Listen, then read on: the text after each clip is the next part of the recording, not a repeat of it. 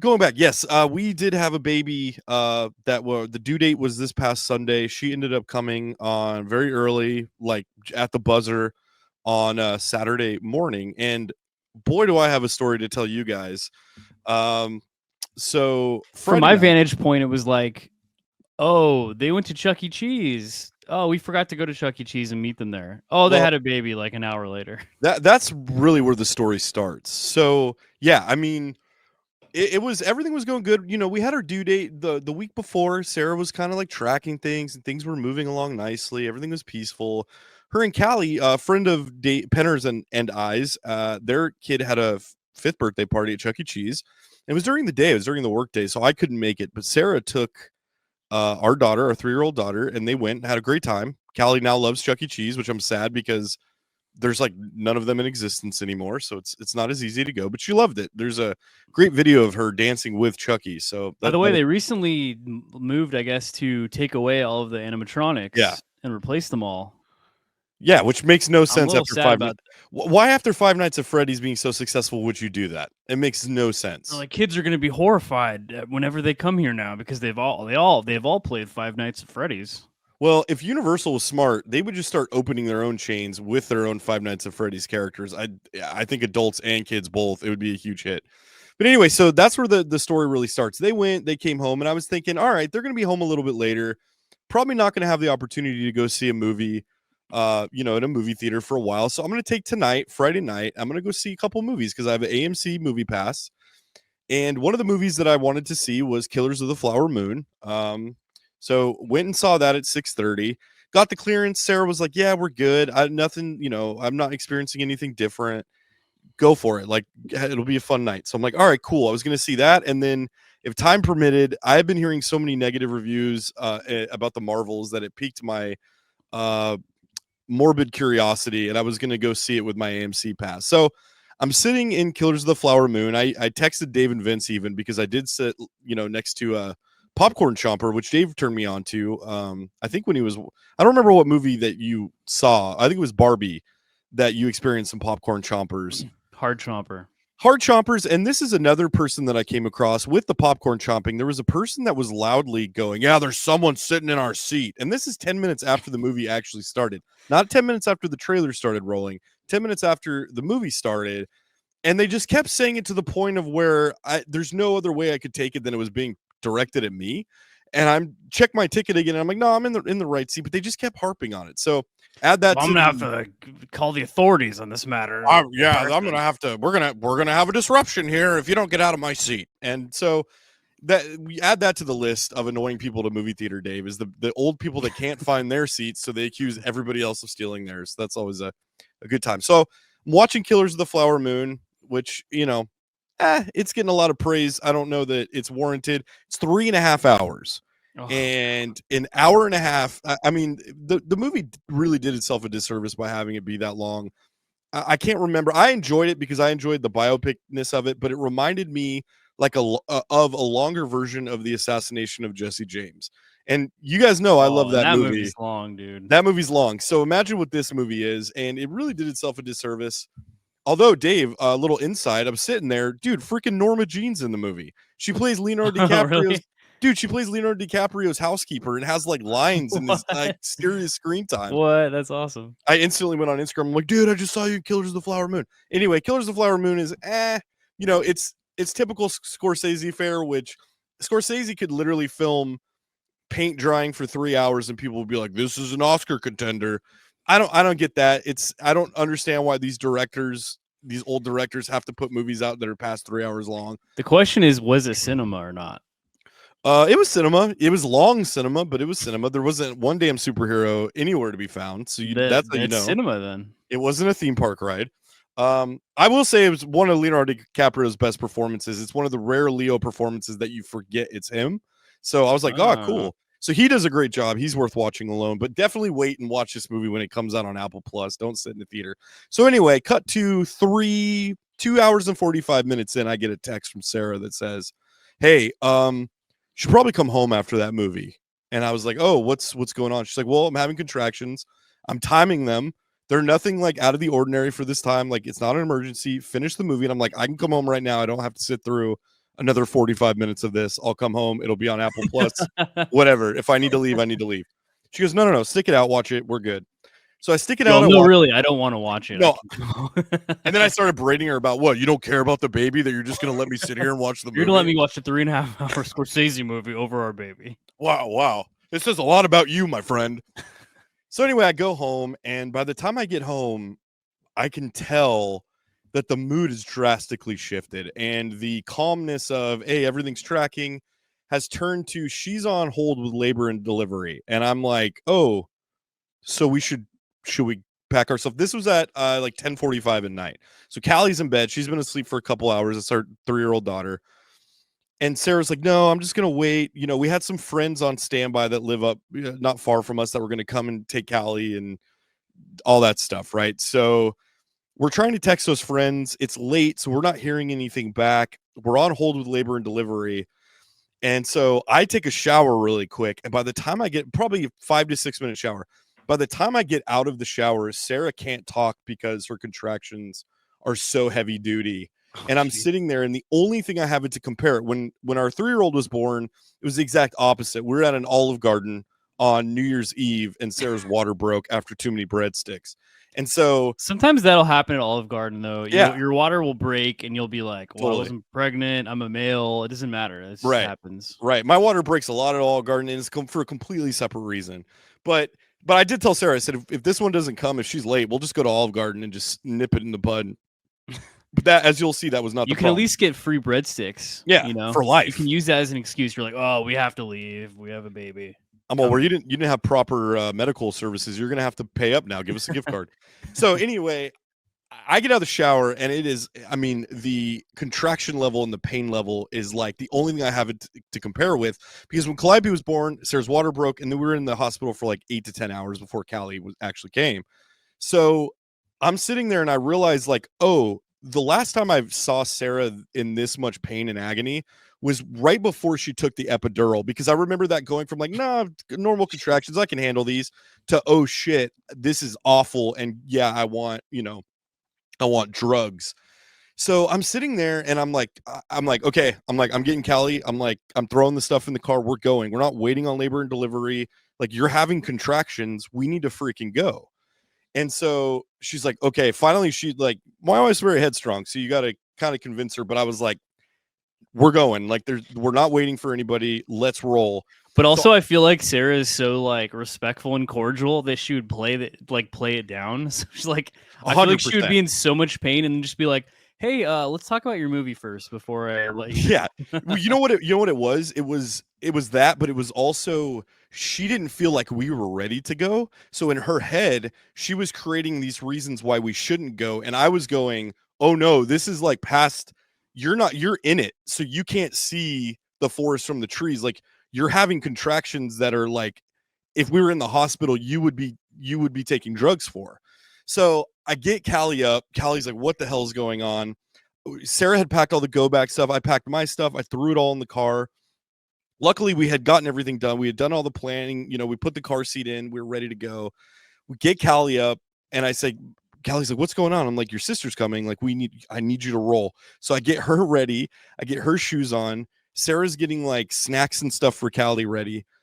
Finally, we get in the car. She hangs up on labor and delivery because they just never put us off hold. They never came to the phone. So I get in the car, dude, and Sarah starts screaming and is like, oh my God. She's like screaming at the top of her lungs. So I was like, oh shoot. I was like, do we need to stay here and call ambulance? Like, is this baby coming right now? And she's like, yeah. She's like, the baby's coming right now. And I was like, so we're 25 minutes away from the hospital. So I throw the car in reverse. Callie's in the back seat. Keep in mind, this whole time, our 3-year-old, not knowing what the hell's going on, she just woke up. I speed all the way. Like, I'm going 100 miles an hour just to get to the freeway. Sarah, you were the guy in every movie. I was the guy. Someone to the hospital. Dude, I can't tell you. Your officer, her water broke. if this was, that was the thing. Her water didn't break. She was just having these hardcore contractions. So I'm rushing to get there, and the intensity of the situation got to such a peak level that I was like, I'm going to pull over because like you're either going to have this baby and I'm going to have to deliver this being me, not having any idea how to deliver a baby, or I'm going to have to call a paramedic or a cop or somebody to come, somebody with experience to come to deliver the baby. She goes, no. She goes, I need you to get me to the hospital. That is all you need to worry about is get me to the freaking hospital. So I like gun it, dude. I'm running red lights. I'm Callie's in the back seat going, what's an emergency? What's an emergency?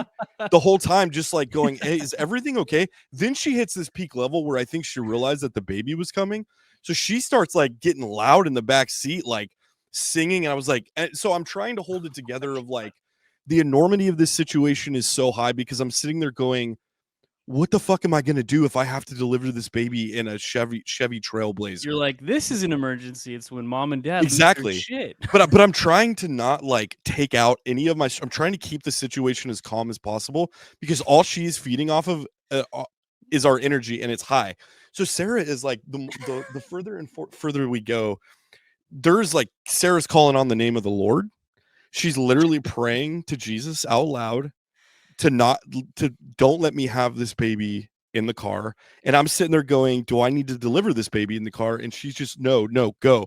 So I'm busting 100 all the way down the 91 freeway. I finally pull off. I cut 4 cars off and honk in this like way in the moment that I'm like, they'll understand what I'm getting at. So I'm like doing these like honks. It's that he just had a baby horn. Yeah. He's like, good, everybody. Come on. Well, the hospital's a block that way. They have to know what this means.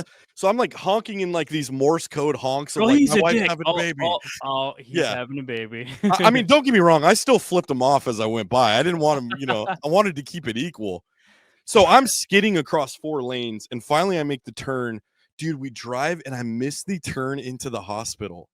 And so, dude, thank God, luckily, it was a blessing because the actual emergency lane was the next driveway.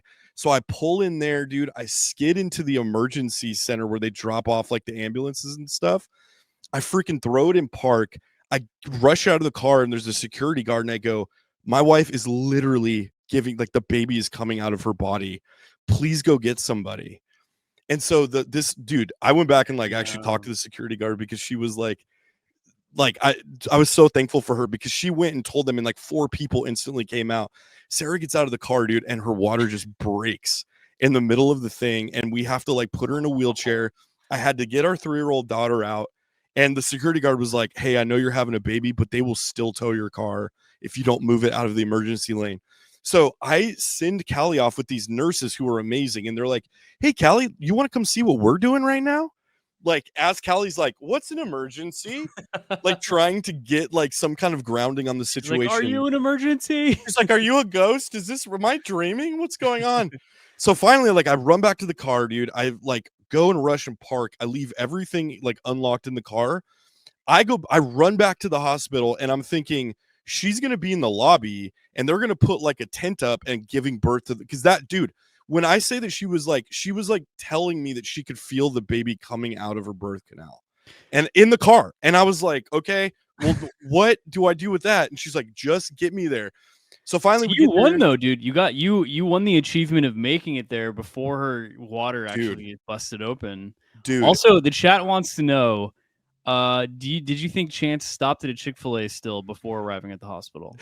No, but only because they were closed. If this would have been around 9:30, I would have done a curb to door order, and I would have gotten there quicker if I would have had some Chick-fil-A.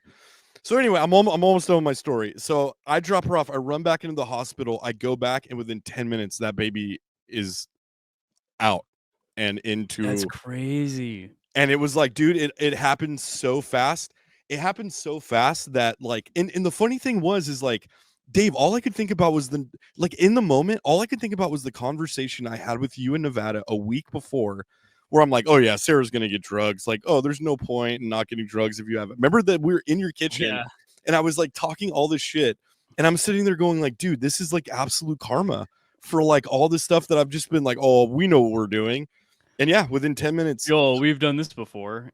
And then your baby's like, no, I'm going to give you 0 warning. Also, like, how long were you on hold with the hospital people? Were you still on hold when you pulled up to the hospital? So when we got in the car, she hung up because I was like, get off the phone. Like, we're going. There's no point in staying on the phone anymore. And so anyway, she called them back because she was letting them know we were coming. So they were actually, she called them back and they instantly got on the phone. And she's like, I'm literally going in to delivery now. Oh, well, we didn't know you were on the labor line. You could have told us. Dude, but like there was nobody at the hospital. There was nobody. Like we got so lucky. If there was anybody on the road, if there was anything, I would have had to deliver that baby in the car, dude. It was the most insane experience of my life. I picture you too, like pulling like a Chevy from Vacation, like just instantly going into like a calming, like what's an emergency? You're like, well, honey, an emergency is this, and we're gonna want to roll our windows up here. First of all, there's gonna be screaming, and it's gonna be great. I wish I can say that I was that way. It definitely felt like Vacation in the sense that I was like skidding in the family truckster, like the scene where Clark falls asleep and he's just zooming past all of these like off ramps and like skidding into the motel and all that stuff. So if we get in an accident from the red light, you're gonna want to take my phone, dial 911. Dude, that's why it was so scary because I'm like, I have my 3-year-old, my wife, and my wife who's giving birth to our new daughter. If I like pwned in this car going 100 miles an hour, like there was just like, I can say honestly, in my entire life, that was the one moment, that was the 1 hour and a half section of my life that I didn't have anything more on the line than like having to pull it together. And like, honestly, what I can equate it to, all those Fast and Furious movies, dude. Through osmosis, I learned how to respond and how to drive for the family. So that's my story, dude. So you can justify watching the Fast and Furious franchise now. Yeah, you know, I could justify it before as like a hate watch, but now I say watch for respect and take notes and really pay attention to what Dom Toretto's saying. But I just want to ask you, what was that? No, it just speaks to the human condition, you know. Oh yeah, I mean all those movies do. They're all very esoteric. Yeah, for sure. I just want to know, you can be straight with us. Did you get the right number of sauces? Specifically, how many ranches did you get in the Chick-fil-A drive-thru? I will say that I literally went to Chick-fil-A the very next morning before I went back to the hospital because Sarah was like, take Callie home tonight and then come back tomorrow. The other thing is like the fact that she didn't have a long, prolonged birth or didn't take drugs, like she was on her feet within 15, 20 minutes after giving birth. Whoa. To the point of, dude, I left a part of the story out. Sarah, we get into the delivery room and Sarah's talking to the doctor. She's like, can I go to the bathroom real quick? I don't know if she wants me to tell the story, but she said anything I could tell, whatever I wanted. So she goes in the bathroom and the doctor goes, are you sure you can go? Like, don't have this baby in the bathroom. And Sarah goes, no, I'm fine. So Sarah goes in the bathroom and all of a sudden, all the nurses and the doctors go out into the hallway and I'm the only one in there with Callie. And I hear, oh my God, at the top of her lungs. And I look at Callie and Callie looks at me and we're just like, so I run back to the hallway. I'm like, dude, she's having the baby in the bathroom. So the doctor runs past me and goes, Sarah, we had a deal. It was funny. Awesome. It was crazy. Most traumatic experience of my life. I can't believe Calliope is not in a catatonic state right now. I mean, dude, I gotta give it to that little girl, man. She held everything together and she handled it. I can't believe how well she handled it. But dude, if she wasn't so like awesome, it would have made that process even crazier. Did Sarah get her drugs? No drugs, dude. Wow. Dude, no drugs, almost had in the car. Like natural, dude. Basically, like, dude, she basically had all of her hardcore contractions at our house or in our car. Like by the time she got to the hospital, she didn't even have to do much for the baby to come out. It was so she's a certified badass now, dude. Basically. She's a total badass. I just like for 3 straight days, we would just we'd like look at each other, not say anything, we'd just shake our heads, and we knew exactly what we were communicating to one another. We were like, this is the most insane thing ever.